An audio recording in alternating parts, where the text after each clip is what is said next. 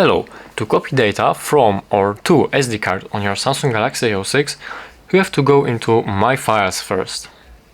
Then, as you can see under the storage category, you have your SD card or internal storage. Now you have to find which file you'd like to move. You press and hold, and as you can see, you have the move button. You can also choose more files if you'd like to.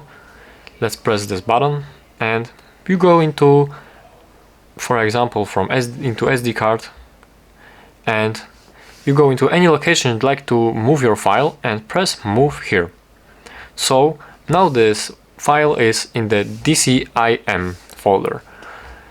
It's also the same if you want to move your file from SD card to somewhere on your phone.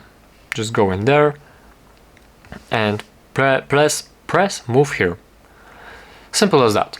Thank you for watching. Now please subscribe.